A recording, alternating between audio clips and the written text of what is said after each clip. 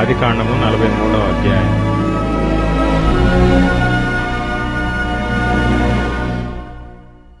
ఆ దేశమందు కరువు భారముగా ఉండెను గనుక వారు ఐగుప్తు నుండి తెచ్చిన ధాన్యము తినివేసిన తరువాత వారి తండ్రి, మీరు మరలా వెళ్లి మన కొరకు కొంచెము ఆహారము కొనుడని వారితో అనగా, యూదా అతని చూచి, ఆ మనుష్యుడు మీ తమ్ముడు మీతో ఉంటేనే గాని మీరు నా ముఖము చూడకూడదని మాతో గట్టిగా చెప్పెను. కాబట్టి నీవు మా తమ్ముని మాతో కూడా పంపిన ఎడల మేము వెళ్లి నీ కొరకు ఆహారము కొందుము. నీవు వానిని పంపనొల్లని ఎడల మేము వెళ్ళము. ఆ మనుష్యుడు, మీ తమ్ముడు మీతో లేని ఎడల మీరు నా ముఖము చూడకూడదని మాతో చెప్పెననెను. అందుకు ఇశ్రాయేలు, మీకు ఇంకొక సహోదరుడు కలడని మీరు ఆ మనుష్యునితో చెప్పి నాకు ఇంత శ్రమ కలుగచేయనేలా అనగా, వారు ఆ మనుష్యుడు, మీ తండ్రి ఇంకా సజీవుడై ఉన్నాడా, మీకు సహోదరుడు ఉన్నాడా అని మమ్మను గూర్చియు మా బంధువులను గూర్చియు ఖండితముగా అడిగినప్పుడు మేము ఆ ప్రశ్నలకు తగినట్టు అతనికి వాస్తవము తెలియచెప్పితిమి. మీ సహోదరుని తీసుకొని రండని అతడు చెప్పునని మాకెట్లు తెలియననిరి. యూదా తన తండ్రి అయిన ఇశ్రాయేలును చూచి, ఆ చిన్నవాణ్ణి నాతో కూడా పంపుము, మేము లేచి వెళ్ళుదుము. అప్పుడు మేమే కాదు నీవును మా పిల్లలను చావక బ్రతుకుదుము. నేను అతని గూర్చి పూటబడుదును, నీవు అతని గూర్చి నన్ను అడగవలెను. నేను అతని తిరిగి నీ యొద్దకు తీసుకొని వచ్చి నీ ఎదుట నిలవబెట్టని ఎడల ఆ నింద నా మీద ఎల్లప్పుడూ ఉండును. మాకు తడవు కాకపోయిన ఎడల ఈ పాటికి రెండవ మారు తిరిగి వచ్చియుందుమని చెప్పగా, వారి తండ్రి అయిన ఇశ్రాయేలు వారితో, అట్లైనా మీరిలాగు చేయుడి. ఈ దేశమందు ప్రసిద్ధములైనవి అనగా కొంచెము మస్తకి, కొంచెము తేనె, సుగంధ ద్రవ్యములు, బోళము, పిస్తాచకాయలు, బాదము కాయలు మీ గోనెలలో వేసుకుని ఆ మనుష్యునికి కానుకగా తీసుకొని పోవుడి. రెట్టింపు రోకలు మీరు తీసుకొనిడి. మీ గోనెల మూతిలో ఉంచబడి తిరిగి వచ్చిన రోకలు కూడా చేతపట్టుకొని పోయి మరలా ఇచ్చివేయుడి. ఒకవేళ అది పొరబాటై ఇండును, మీ తమ్ముని తీసుకొని లేచి ఆ మనుష్యుని యొద్దకు తిరిగి వెళ్ళుడి. ఆ మనుష్యుడు మీ ఇతర సహోదరుని బెన్యామీనును మీకు అప్పగించినట్లు సర్వశక్తుడైన దేవుడు ఆ మనుష్యుని ఎదుట మిమ్మును కరుణించునుగాక. నేను పుత్రహీనుడనై ఉండవలసిన ఎడల పుత్రహీనుడనగుదునని వారితో చెప్పెను.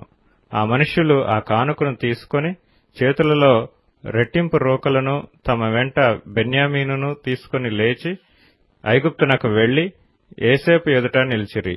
ఏసేపు వారితోనున్న బెన్యామీనును చూచి తన గృహ నిర్వాహకునితో, ఈ మనుషులను ఇంటికి తీసుకొని పోయి ఒక వేటను కోసి వంట సిద్ధము చేయించుము. మధ్యాహ్నమందు ఈ మనుషులు నాతో భోజనము చేయుదురని చెప్పెను. ఏసేపు చెప్పినట్లు అతడు చేసి ఆ మనుషులను ఏసేపు ఇంటికి తీసుకొని పోయెను. ఆ మనుషులు ఏసేపు ఇంటికి రప్పింపబడినందున వారు భయపడి, మొదట మన గోనెలలో తిరిగి పెట్టబడిన రోకల నిమిత్తము అతడు మన మీదికి అకస్మాత్తుగా వచ్చి మీదపడి మనలను దాసులుగా చెరపట్టి మన గాడిదలను తీసుకొనుటకు లోపలికి తెప్పించననుకొనిరి.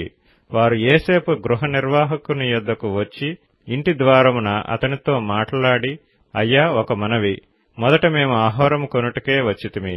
అయితే మేము దిగిన చోటికి వచ్చి మా గోనెలను విప్పినప్పుడు, ఇదిగో మా రోకల తూనికకు సరిగా ఎవరి రోకలు వారి గోనెమూతిలో నుండెను. అవి చేత పట్టుకుని వచ్చితిమి. ఆహారము కొనుటకు మరి రోకలను తీసుకుని వచ్చితిమి. మా రోకలను మా గోనెలలోనెవరు వేసిరో మాకు తెలియదని చెప్పిరి. అందుకతడు, మీకు క్షేమమగునుగాక, భయపడకుడి. మీ పితరుల దేవుడైన మీ దేవుడు మీకు మీ గోనెలలో ధనమిచ్చెను. మీ రోకలు నాకు ముట్టినవని చెప్పి షిమ్యోనును వారి యొద్దకు తీసుకొని వచ్చెను. ఆ మనుష్యుడు వారిని ఏసేపు ఇంటికి తీసుకొని వచ్చి వారికి నీళ్లియగా వారు కాళ్లు కడుక్కుకొనిరి. మరియు అతడు వారి గాడిదలకు మేత వేయించెను. అక్కడ తాము భోజనం చేయవలనని వినిరి గనుక మధ్యాహ్నమందు ఏసేపు వచ్చు వేళకు తమ కానుకను సిద్ధము చేసిరి.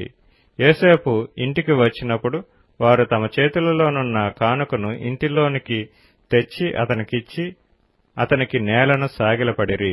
అప్పుడు, మీరు చెప్పిన ముసలివాడైన మీ తండ్రి క్షేమముగా ఉన్నాడా అతడు ఇంకా బ్రతికియున్నాడా అని వారి క్షేమ సమాచారం అడిగినందుకు వారు, నీ దాసుడైన మా తండ్రి ఇంకా బ్రతికియున్నాడు, క్షేమంగానున్నాడని చెప్పి వంగి సాగిలపడిరి.